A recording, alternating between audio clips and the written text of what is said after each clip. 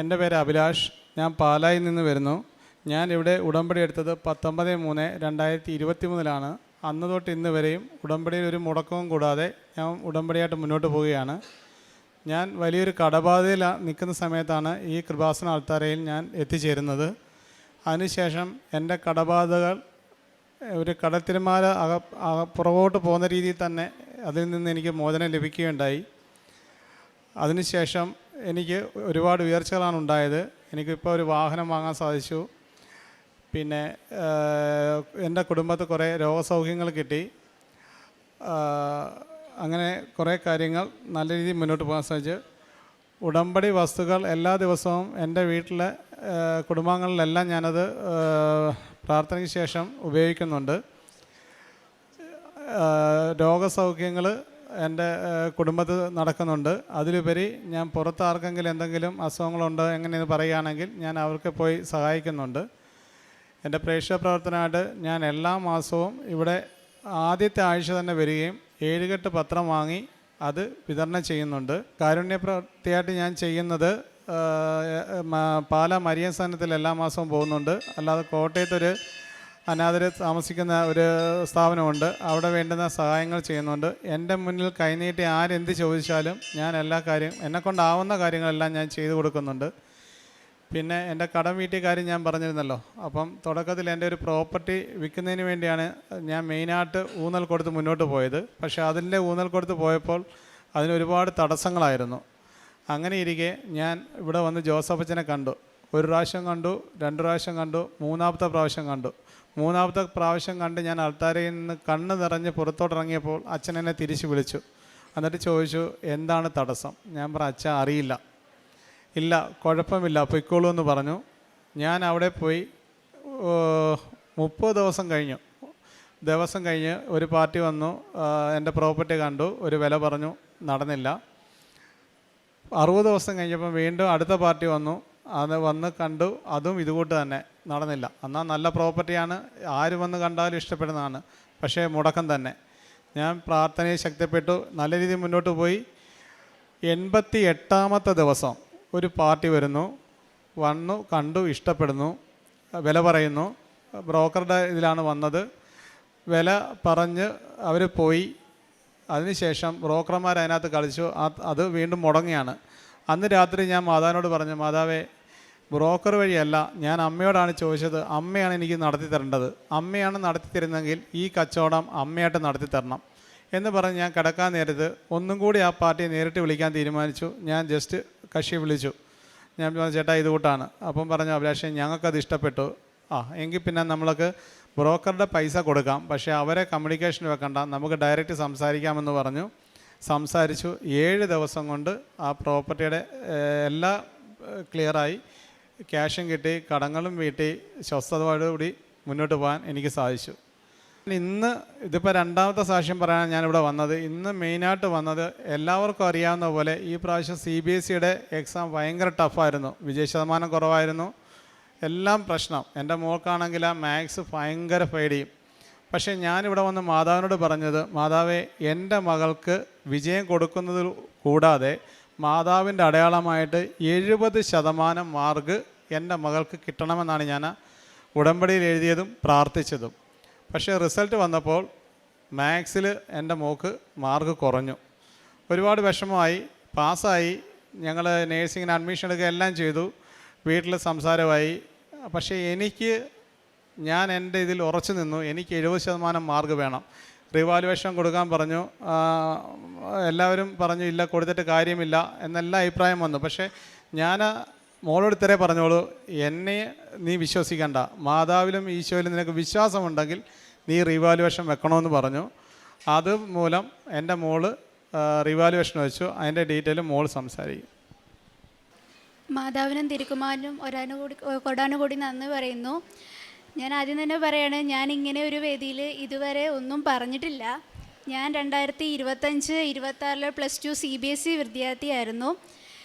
അത്യാവശ്യം CBSE syllabus എല്ലാവർക്കും പാടാമെന്നറിയാം. അങ്ങനെ ഞങ്ങൾക്കും പാടായിരുന്നു. എക്സാമിൻ്റെ ദിവസങ്ങൾ അടുത്തോണ്ടിരുന്നു. CBSE മെയിൻ പ്രാക്ടിക്കൽ എക്സാം തുടങ്ങിയപ്പോൾ തൊട്ട് എനിക്ക് വയ്യായിക വരാൻ തുടങ്ങി. ഞാൻ ഹോസ്പിറ്റലിലായി. എൻ്റെ ആരോഗ്യവും പഠനവുമായിട്ട് ഒന്നും ഒത്തുപോകുന്നില്ലായിരുന്നു. അങ്ങനെ പ്രാക്ടിക്കൽ എക്സാം ഒരു വിധത്തിൽ കടന്നുപോയി. അവസാനം തിയറി എക്സാം വന്നു. തിയറി എക്സാം തുടങ്ങുന്നതിൻ്റെ ഒരാഴ്ച മുമ്പാണ് ഞങ്ങളെല്ലാവരും അറിയുന്നത് ഈ വർഷത്തെ CBSE OSM മാർക്കിംഗ് സ്കീമാണ്. എന്ന് വെച്ചാൽ ഓൺലൈൻ മാർക്കിംഗ് സ്കീമായിട്ട് അവർ ഡിജിറ്റലി ചെക്ക് ചെയ്യുവാന്ന്. അങ്ങനെ ചെക്ക് ചെയ്യുമ്പോഴത്തേനും പല പ്രശ്നങ്ങൾ വരാം. ഞങ്ങളെല്ലാം പേടിച്ചു പോയി. ആർക്കും ഒന്നും ചെയ്യാൻ പറ്റിയില്ല. അങ്ങനെ അവസാനം ഞങ്ങൾ എക്സാമിന് പോയി. എനിക്ക് ആദ്യത്തെ എക്സാം ഫിസിക്സ് ആയിരുന്നു. എനിക്ക് നല്ല പേടിയുണ്ടായിരുന്നു. ഞാൻ വീട്ടിൽ നിന്ന് കരഞ്ഞുകൊണ്ടാണ് പോയത്. അന്നും എനിക്ക് രാവിലെ വയ്യായികൾ വന്നു. പിന്നെ മാതാവിനെയും മനസ്സ് ധ്യാനിച്ച് വിശ്വാസപ്രമാണവും ചൊല്ലിയാണ് ഞാൻ പോകുന്നത്. എല്ലാ പ്രാവശ്യവും എല്ലാ എക്സാമിന് പോകുമ്പോഴും ഉപ്പും തേനും അച്ഛൻ തന്നു വിടുമായിരുന്നു. ഉപ്പ് ഞാൻ പരീക്ഷാ ഹാളിൽ ചെന്ന് വിതറിക്കൊണ്ടാണ് ഓരോ എക്സാമും എഴുതിക്കൊണ്ടിരുന്നത്. അങ്ങനെ ഫിസിക്സും കെമിസ്ട്രിയും മെയിനായിട്ടുള്ള സബ്ജക്റ്റുകളൊക്കെ കടന്നുപോയി. പിന്നെ മാത്സിൻ്റെ എക്സാം വന്നു. മാത്സിൻ്റെ എക്സാം വന്നപ്പം എനിക്ക് എന്നാ ചെയ്യേണ്ടതെന്ന് അറിയത്തില്ല. ആകെ 2 ദിവസമേ മാത്സിൻ്റെ എക്സാമിന് ഉണ്ടായിരുന്നുള്ളൂ പഠിക്കാൻ വേണ്ടിയിട്ട്. മാത്സിൽ മെയിനായിട്ടും +2 വേണ്ട 5 ചാപ്റ്റർ എനിക്ക് അറിയത്ത് പോലും ഇല്ല. എന്നാ ചെയ്യണമെന്നറിയാതെ ഞാൻ മാതാവിൽ മാത്രം വിശ്വസിച്ചു. എനിക്ക് പഠിക്കാൻ പറ്റുന്ന അത്രയും ഞാൻ പഠിച്ചിട്ട് പോയി. അന്നത്തെ ദിവസം എക്സാമിന് ചെന്ന സമയത്ത് ക്വസ്റ്റ്യൻ പേപ്പർ കൈ കിട്ടിയപ്പം എന്ത് അവസ്ഥ അവിടെ ഉണ്ടായെന്ന് പോലും അറിയത്തില്ല. ഒന്നും അറിയത്തില്ല. ഒരു ക്വസ്റ്റ്യൻ പോലും അറ്റൻഡ് ചെയ്യാൻ അറിയാത്തൊരവസ്ഥയായിരുന്നു. എന്നിട്ടും ഞാൻ എൻ്റെ ധൈര്യം കൈവിട്ടില്ല. ഓരോ ക്വസ്റ്റ്യനും ഞാൻ അറ്റൻഡ് ചെയ്തു. വിശ്വാസപ്രമാണം ചൊല്ലിക്കൊണ്ട് തന്നെ ഞാൻ ഓരോ ക്വസ്റ്റ്യനും അറ്റൻഡ് ചെയ്തു. സത്യം പറഞ്ഞാൽ ഞാനത് മാതാവിന് വിട്ടുകൊടുക്കുമായിരുന്നു. കാരണം എനിക്കറിയത്തില്ല. ഞാൻ +2 മാത്സ് സത്യം പറഞ്ഞാൽ പഠിച്ചിട്ടില്ല.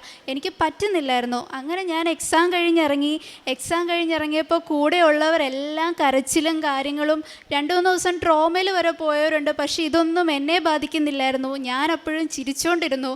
കൂട്ടുകാരും ടീച്ചേഴ്സും ചോദിച്ചു, എന്നെ ഇത് നീ മാത്രം എന്നെ ചിരിച്ചുകൊണ്ടിരിക്കുന്നത്? ഞാൻ പറഞ്ഞു, മാതാവുണ്ട് കൂടെ, എനിക്കത് മതി എന്നും പറഞ്ഞ് ബാക്കിയുള്ളവർക്കും ധൈര്യം കൊടുത്ത് ഞാൻ അന്നത്തെ ദിവസം നിന്നു. അന്ന് അമ്മയ്ക്ക് നല്ല പേടിയുണ്ടായിരുന്നു. എൻ്റെ അമ്മ എന്നെ വിളിച്ചിട്ട് ഞാൻ പറഞ്ഞു, അമ്മ എനിക്കറിയില്ല, എക്സാം പാടായിരുന്നു. അമ്മ എന്നോട് പറഞ്ഞു, എന്നാൽ ഒന്ന് മാർക്കിംഗ് കീ വെച്ച് ചെക്ക് ചെയ്യാൻ പറഞ്ഞു. ഇല്ല, ഞാൻ ചെക്ക് ചെയ്യില്ല, അത് മാതാവിനെ പരീക്ഷിക്കുന്നതിന് തുല്യമാണ്, ഞാൻ ചെയ്യത്തില്ല, മാതാവ് തന്നെ ഒരു മാർക്ക് തരട്ടെ എന്ന് പറഞ്ഞു. അങ്ങനെ ബാക്കി എക്സാമും കഴിഞ്ഞു പോയി. പിന്നെ റിസൾട്ടും കാര്യങ്ങളുമായിട്ടുള്ള ചെക്കിങ്ങും കാര്യങ്ങളും തുടങ്ങി. അപ്പോഴും മാതാവിനോട് പ്രാർത്ഥിച്ചു. അങ്ങനെ മെയ് 13-ാം തീയതി റിസൾട്ട് വന്ന് നോക്കിയപ്പോഴത്തേക്കിനും ഞാൻ മാത്സിന് ഫെയിലായി. മാത്സിന് എനിക്ക് RT ആണ് കിടക്കുന്നത്. CBSEയിൽ 6 സബ്ജക്റ്റിൽ 5 സബ്ജക്റ്റ് പാസ്സായാൽ മതി. 5 സബ്ജക്റ്റ് പാസ്സായതുകൊണ്ട് ഞാൻ +2 CBSE പാസ്സായി. പക്ഷേ മാത്സിൽ എനിക്ക് റിപ്പീറ്റിംഗ് തിയറി വന്നു. അത് കണ്ടപ്പോൾ നല്ല സങ്കടമായി. എല്ലാം കൊണ്ടും ഞാൻ ആകെ തകർന്നു പോയി. അങ്ങനെ വന്നപ്പോൾ അതിൻ്റെ അടുത്ത ദിവസം തൊട്ട് CBSEയുടെ പ്രശ്നങ്ങൾ കൂടി വന്നു. CBSEക്ക് പല പിള്ളേരും എതിരെ പോയി. OSM നിർത്തണം എന്നും പറഞ്ഞുകൊണ്ട് ഞങ്ങളെല്ലാവരും തന്നെ CBSEക്കെതിരെ പോയി. ഞങ്ങൾ മെയിൽ അയക്കുകയും കാര്യങ്ങളും ഒക്കെ ചെയ്തു. അവസാനം അവർ ഫോട്ടോ കോപ്പി ഞങ്ങൾക്ക് എടുക്കാൻ പറ്റും, ഞങ്ങളുടെ ആൻസർ കീയുടെ. അങ്ങനെ ഞങ്ങൾ ഫോട്ടോ കോപ്പി എടുക്കാൻ പോയി. പക്ഷേ മാത്സ് എടുക്കാൻ എനിക്കൊരു ധൈര്യവും ഇല്ലായിരുന്നു. ഞാൻ എടുക്കത്തില്ലായിരുന്നു. കാരണം എനിക്കറിയായിരുന്നു ഞാൻ ആ പേപ്പറിലൊന്നും എഴുതിയിട്ടില്ല എന്ന്. അതുകൊണ്ട് തന്നെ ഞാൻ എടുക്കാൻ മുതിർന്നില്ല. പക്ഷേ എൻ്റെ അച്ഛൻ എന്നോട് പറഞ്ഞു, ആ പേപ്പർ ഒന്ന് എടുത്ത് നോക്ക്, ഇനി ഏതെങ്കിലും ക്വസ്റ്റ്യൻ ചെക്ക് ചെയ്തിട്ടില്ലല്ലോ എന്ന് പറഞ്ഞു. അങ്ങനെ അച്ഛൻ്റെ നിർബന്ധപ്രകാരം മാത്രമാണ് അച്ഛൻ്റെ നിർബന്ധപ്രകാരം എൻ്റെ അമ്മയോടുള്ള വിശ്വാസപ്രകാരമാണ് ഞാൻ ആ പേപ്പർ എടുത്ത് നോക്കിയപ്പോഴും എനിക്ക് വലുതായിട്ടൊന്നും തോന്നിയില്ല. ഞാൻ എൻ്റെ ടീച്ചർക്ക് അയച്ചു കൊടുത്തു. എവിടെയെങ്കിലും മാർക്കുണ്ടോ എന്നറിയാൻ വേണ്ടി ടീച്ചർക്ക് അയച്ചു കൊടുത്തപ്പോൾ ടീച്ചർ പറഞ്ഞു, ഇത് എല്ലാത്തിനും തന്നെ മാർക്ക് ഇട്ടിട്ടുണ്ട്, ഇനിയൊന്നും കിട്ടാനില്ല എന്ന രീതി ടീച്ചർ പറഞ്ഞു. പക്ഷേ അച്ഛൻ അപ്പോഴും എന്നോട് പറഞ്ഞു, റിവാലുവേഷൻ കൊടുക്കണം എന്ന് പറഞ്ഞു. ഞാൻ അച്ഛനോട് ചോദിച്ചു, ഞാൻ എവിടുന്ന് കൊടുക്കും?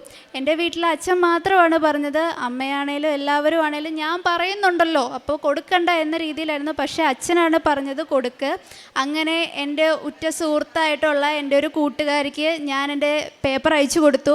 അവൾ ചെക്ക് ചെയ്തിട്ട് എന്നോട് പറഞ്ഞു, എടി, ഈ ഒരു 3 മാർക്കിൻ്റെ ക്വസ്റ്റ്യൻ നീ അറ്റൻഡ് ചെയ്തിട്ടുണ്ട്, ആൻസർ ശരിയാണ്, പക്ഷേ അവർ മാർക്ക് ഇട്ടിട്ടില്ല എന്ന് പറഞ്ഞു.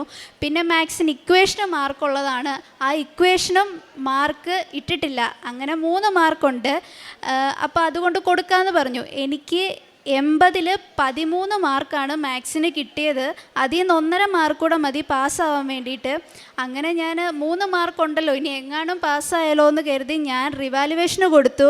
റിവാലുവേഷൻ കൊടുത്തിട്ടും എനിക്ക് വലിയ പ്രതീക്ഷയില്ലായിരുന്നു. പക്ഷെ ഞാൻ പ്രാർത്ഥന കൈവിട്ടിട്ടില്ലായിരുന്നു. അങ്ങനെ ഇന്നലെ ജൂൺ 21-ാം തീയതി രാത്രിയിൽ റിവാലുവേഷൻ റിസൾട്ട് വന്നു. റിവാലുവേഷൻ റിസൾട്ട് വന്നു എന്ന് അമ്മ വന്ന് പറഞ്ഞപ്പോഴും എനിക്ക് ഒരു ഇതുമില്ല. ഞാൻ എന്നാത്തിനാ അമ്മേ എന്ന രീതിയിലാണ് ഞാൻ ചോദിച്ചത്. പക്ഷേ റിസൾട്ട് നോക്കിയപ്പോൾ ഞാൻ ഞെട്ടിപ്പോയെന്ന് പറഞ്ഞാൽ ഞാൻ മാത്സിന് പാസ്സായി. അതും 1-2 മാർക്കും കൊണ്ടല്ല പാസ്സായത്. എനിക്ക് മാതാവ് അനുഗ്രഹിച്ചത് 14 മാർക്കാണ്. 14 മാർക്കിനുള്ളതൊന്നും ഞാൻ ആ പേപ്പറിൽ എഴുതിയിട്ടില്ല എന്നുള്ളത് എനിക്ക് ഉറപ്പാണ്.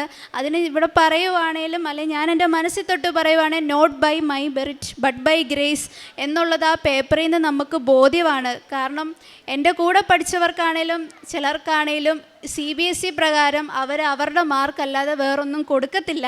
ആ ക്വസ്റ്റ്യൻ വെച്ചിട്ടുള്ള മാർക്കേ അവർ കൊടുക്കത്തുള്ളൂ.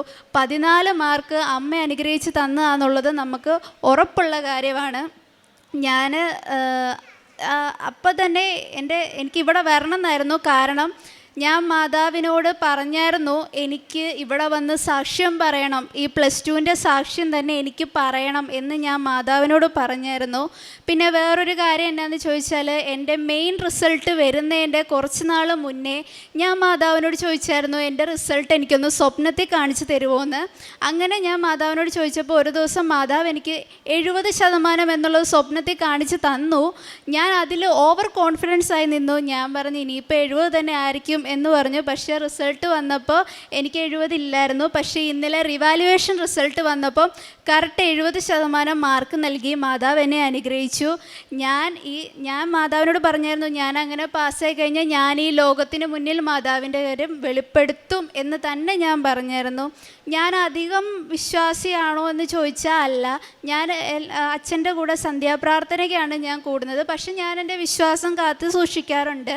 മാതാവിൽ ഞാൻ ഉറച്ച് വിശ്വസിക്കാറുണ്ട്. പല വേദികളിലും മാതാവ് എനിക്ക് ധൈര്യം തന്നിട്ടുണ്ട്. അതിൻ്റെ ഒരു കാര്യം ഞാൻ പറയുവാണെങ്കിൽ +1 വെച്ചിട്ട് ബയോമാക്സ് ആണ് ഞാൻ ഓപ്റ്റ് ചെയ്തത്. അതിൽ ബയോളജി എനിക്ക് ഒരു താല്പര്യവും ഇല്ലായിരുന്നു. ഞാൻ പഠിക്കത്തില്ലായിരുന്നു. കാരണം എനിക്ക് നേഴ്സിങ്ങോ മെഡിക്കൽ ഫീൽഡോ ഇഷ്ടമല്ലായിരുന്നു. അങ്ങനെ ഞാൻ ബയോളജിയിൽ എക്സാമൊക്കെ ഇടുമ്പോൾ മനഃപൂർവ്വം മാർക്ക് കളഞ്ഞ ദിവസങ്ങളുണ്ടായിട്ടുണ്ട്. എൻ്റെ അമ്മയുടെ നിർബന്ധപ്രകാരമാണ് ഞാൻ ബയോളജി എടുത്തത് തന്നെ. അങ്ങനെ കുറച്ച് ദിവസം പോയപ്പോഴത്തേക്കിനും എൻ്റെ ബയോളജിയുടെ മിസ്സ് എൻ്റെ അടുത്ത് പിണങ്ങി. എനിക്ക് മാർക്ക് കുറഞ്ഞുകൊണ്ട് മിസ്സ് എൻ്റെ അടുത്ത് പിണങ്ങി. മിസ്സ് എന്നോട് മിണ്ടിയില്ല. മിസ്സ് പറഞ്ഞു 25-ൽ 20 മണ്ടേ മാർക്ക് മേടിച്ചാൽ മാത്രമേ മിണ്ടുള്ളൂ എന്ന് പറഞ്ഞു. മിസ്സ് എനിക്ക് വളരെ വളരെ ഇമ്പോർട്ടൻ്റ് ആയിട്ടുള്ള ഒരാളാണ്. അങ്ങനെ ഞാൻ അടുത്ത എക്സാമിന് വേണ്ടി അന്ന് ആദ്യമായിട്ടാണ് ബയോളജിക്ക് വേണ്ടി ഞാൻ പഠിക്കുന്നത്. 2 ദിവസമേ സമയം ഉണ്ടായിരുന്നുള്ളൂ. 2 ചാപ്റ്ററും ഉണ്ടായിരുന്നു. സത്യമായിട്ട് ഞാൻ മാതാവിൽ മാത്രം വിശ്വസിച്ചാണ് അത് പഠിച്ചത്. എക്സാം എഴുതിയപ്പോഴും എനിക്കൊരു ഉറപ്പും ഇല്ലായിരുന്നു. ഞാൻ മിസ്സിനോട് പറഞ്ഞു എനിക്കൊരു 15 കൂടുതൽ കിട്ടുമായിരിക്കും, പക്ഷേ 20 കൂടുതലൊന്നും കിട്ടത്തില്ല, അതൊന്നും മേടിച്ച ചരിത്രം പോലും എനിക്കില്ല എന്ന്. പക്ഷേ അന്ന് റിസൾട്ട് വന്നപ്പോൾ എനിക്ക് 25-22 മാർക്ക് ഉണ്ടായിരുന്നു. അന്ന് ഞാൻ ഏതവസ്ഥയിലൂടെ 2 ദിവസം പോയെന്ന് എനിക്കറിയാം. അങ്ങനെ ബയോളജി എനിക്ക് വല്ലാണ്ട് ഇഷ്ടപ്പെടുന്ന സബ്ജക്റ്റായി. എൻ്റെ മെയിൻ സബ്ജക്റ്റായിട്ട് തന്നെ ബയോളജി എടുക്കാൻ അങ്ങനെ ആഗ്രഹം വന്നു. +1-ലും +2-ലും ഞാൻ ഏറ്റവും കൂടുതൽ പഠിച്ചതും ബയോളജിയാണ്. അങ്ങനെ അവസാനം മാതാവ് അനുഗ്രഹിച്ചൊരു സ്ട്രീം തരണമെന്ന് ഞാൻ പ്രാർത്ഥിച്ചായിരുന്നു. എനിക്ക് നേഴ്സിംഗ് ഫീൽഡ് കിട്ടി. നേഴ്സിംഗ് ഫീൽഡിൽ ഏറ്റവും കൂടുതൽ ബയോളജി എടുത്ത് നിൽക്കുന്നതുകൊണ്ട് തന്നെ എനിക്കത് എടുക്കാനും നല്ല താല്പര്യമാണ്. ബാക്കി ഒന്നും എനിക്ക് പറ്റത്തില്ല, എനിക്ക് ബയോളജി മതി എന്നൊരവസ്ഥയിൽ ഞാൻ എത്തി. ഞാൻ ഒരുപാട് സന്തോഷവതിയാണ്. അതുകൊണ്ട് ഞാനിവിടെ വന്ന് നന്ദി പറയുന്നു. അമ്മ മാതാവിനും തിരുക്കുമാരനും കോടാനുകൂടി നന്ദി. സങ്കീർത്തനങ്ങൾ 34-ാം അധ്യായം 6 മുതലുള്ള വാക്യങ്ങൾ. ഈ എളിയവൻ നിലവിളിച്ചു, കർത്താവ് കേട്ടു, എല്ലാ കഷ്ടതകളിൽ നിന്ന് അവനെ രക്ഷിക്കുകയും ചെയ്തു. കർത്താവിൻ്റെ ദൂതൻ ദൈവഭക്തരുടെ ചുറ്റും പാളയമടിച്ച് അവരെ രക്ഷിക്കുന്നു. കർത്താവ് എത്ര നല്ലവനെന്ന് രുചിച്ചറിയുവൻ, അവിടുത്തെ ആശ്രയിക്കുന്നവൻ ഭാഗ്യവാൻ. പരിശുദ്ധ അമ്മയുടെ പ്രത്യക്ഷീകരണ സാക്ഷികളായിട്ട് അഭിലാഷ് സിയും പാല ഇവിടെ അനുഭവ സാക്ഷി നമുക്ക് മുമ്പിൽ പങ്കുവെക്കുകയായിരുന്നു. ഈ അപ്പച്ചൻ്റെയും മകളുടെയും അനുഭവ സാക്ഷ്യം പരിശുദ്ധമായ പ്രകാരം ഇവിടെ ജീവിതത്തിൽ ഇടപെട്ടു എന്നുള്ളത് ഇവിടെ വാക്കുകളിൽ തന്നെ നമുക്കെല്ലാവർക്കും വ്യക്തമായിരുന്നു. ഈ അപ്പച്ചൻ കടന്നു പോയ കടബാധ്യതകളിൽ സ്ഥലം വിറ്റുകിട്ടുവാനും അതിലൂടെ തൻ്റെ ബുദ്ധിമുട്ടുകൾ മാറ്റിയെടുക്കുവാനായിട്ടും സാധിച്ചത് പരിശുദ്ധ അമ്മയുടെ ഉറച്ച വിശ്വാസത്തിൻ്റെ രീതിയിൽ തന്നെയാണ്. ജോസഫ് അച്ഛനെ 3 തവണ കാണുകയും ഒരു കുഴപ്പമില്ല എന്നുള്ള അച്ഛൻ്റെ ആശ്വസിപ്പിക്കുന്ന വാക്കുകളും ഇവർക്ക് വളരെ ഏറെ ബലം നൽകുകയാണ് ചെയ്തത്. അതോടൊപ്പം തന്നെ പരിശുദ്ധ അമ്മയോട് ചേർന്നുകൊണ്ടുള്ള ഉറച്ച വിശ്വാസം ഇവർക്ക് ഇതിൽ നിന്ന് പുറത്തു കടക്കുവാനുള്ള വലിയ അനുഗ്രഹങ്ങളായിട്ട് മാറുകയും ചെയ്യുന്നുണ്ട്. അതോടൊപ്പം തന്നെ അപ്പച്ചൻ്റെ മകളുടെ CBSE എക്സാമിന് റിസൾട്ടാണെങ്കിൽ പോലും അപ്പച്ചൻ ആഗ്രഹിച്ചത് 70% മാർക്കാണെങ്കിലും അത് കടന്നുപോയ അവസ്ഥ എന്ന് പറയുക വളരെയേറെ ബുദ്ധിമുട്ടുകളുടെ തന്നെയായിരുന്നു. പരീക്ഷയ്ക്ക് റീവാലുവേഷൻ പേപ്പർ റീവാലുവേഷൻ കൊടുക്കേണ്ട അവസ്ഥകൾ വന്നപ്പോഴും ഈ മകളുടെ വിശ്വാസം എന്ന് പറയുക അമ്മ മാതാവ് സംരക്ഷികയായിട്ട് അമ്മ മാതാവ് കാത്തുകൊള്ളുമെന്നുള്ള ഉറച്ച വിശ്വാസം തന്നെയാണ്. കാരണം ഒന്നും തന്നെ ക്വസ്റ്റ്യൻ പേപ്പർ വായിക്കുമ്പോൾ മനസ്സിലായെങ്കിലും അത് എൻ്റെ മെറിറ്റ് കൊണ്ടല്ല, പരിശുദ്ധ അമ്മയുടെ കൃപയിലാണ് എനിക്ക് നൽകിയെന്നുള്ള ഉറച്ച വിശ്വാസം തന്നെയാണ് ഈ മകൾക്ക് ഉന്നതമായ വിജയം നൽകുവാനും അവിടുന്ന് ആഗ്രഹിച്ച മാർക്ക് തന്നെ ഈ മകൾക്ക് ലഭിക്കുകയൊക്കെ ചെയ്തത്. നമുക്കെല്ലാവർക്കും പരിശുദ്ധ അമ്മയോട് ചേർന്നുകൊണ്ട് നന്ദി പറയാം. ഇനി മുമ്പോട്ടുള്ള ജീവിതത്തിൽ ഇവിടെ ഉമ്പടി ജീവിതത്തിലും പരിശുദ്ധ അമ്മയുടെ പ്രത്യക്ഷീകരണ സാക്ഷികളായിട്ട് ഇവരെ ഇനിയും മാറ്റി അനുഗ്രഹിക്കണമേ എന്നും ഒപ്പം ഇത് കേൾക്കുന്ന നമ്മുടെയൊക്കെ ജീവിതത്തിൽ പരിശുദ്ധ അമ്മയുടെ പ്രത്യക്ഷീകരണ സാക്ഷികളായിട്ട് മാറാൻ നമ്മളെ അനുഗ്രഹിക്കണമേ എന്ന് നമുക്ക് പ്രാർത്ഥിക്കാം. അത്യപൂർവ ദൈവാനുഭവങ്ങൾ ഇനി നിങ്ങൾക്കും സ്വന്തം. ഈ യൂട്യൂബ് ചാനൽ ഇതുവരെ സബ്സ്ക്രൈബ് ചെയ്തിട്ടില്ലെങ്കിൽ ഇപ്പോൾ തന്നെ സബ്സ്ക്രൈബ് ചെയ്യുക. ഈ വീഡിയോ ഇപ്പോൾ തന്നെ നിങ്ങളുടെ സുഹൃത്തുക്കൾക്ക് ഷെയർ ചെയ്തുകൊണ്ട് കർത്താവിൻ്റെ പ്രേക്ഷിതരാകുക.